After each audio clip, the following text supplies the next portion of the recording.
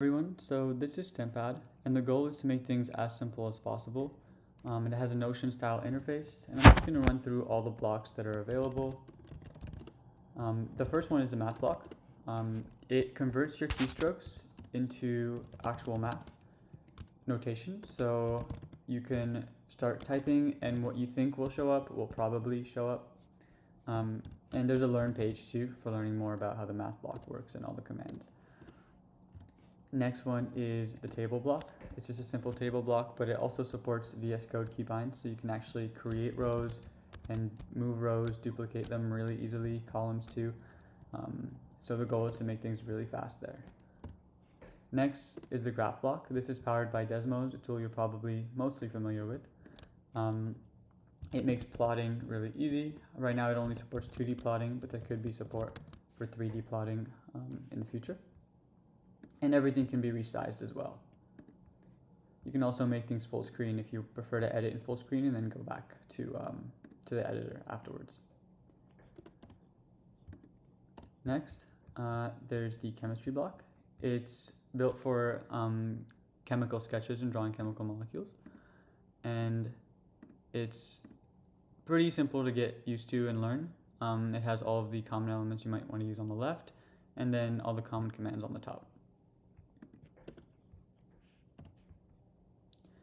Next is the draw block. This is also a tool a lot of you might be familiar with. It's powered by Excalidraw. I picked Excalidraw because it makes things, again, it follows the principle of making things as simple as possible and reduce friction between you and writing and your ideas. And so that's why I decided to pick it. As with the graph block, you can also make this full screen or resize it as you please.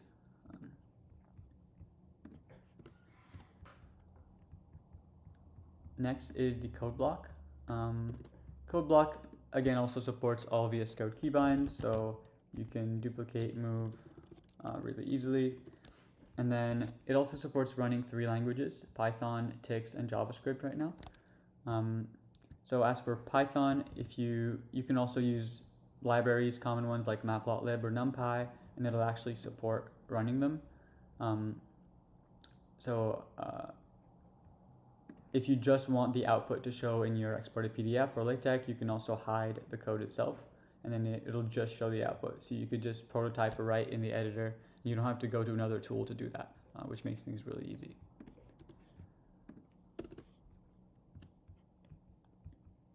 Next is the circuit block. This is the newest block. It was built from scratch, and it supports a small amount of components right now, but I'm working on expanding the support for more components. And it's built to make it really simple to write, to create simple circuit sketches or circuit diagrams.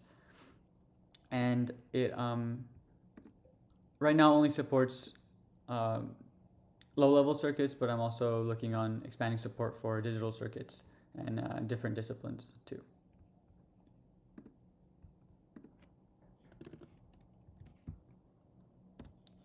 Next are the common blocks. So we have the image block, which allows you to upload or embed an image.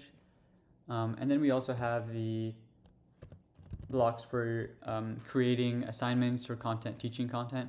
So you could have blank lines that can be resized if you ask a question. You can also have blank space that could also be resized, and that makes it really easy for teachers and professors who use the product. And then you have the heading, list, and divider blocks that can also be really helpful for formatting your content. Other than that, those are the main scientific blocks of Stempad at the moment. There also is the ability to save your files, create files in folders, and I'm expanding the ability for live collaboration pretty soon. So yeah, that's Stempad.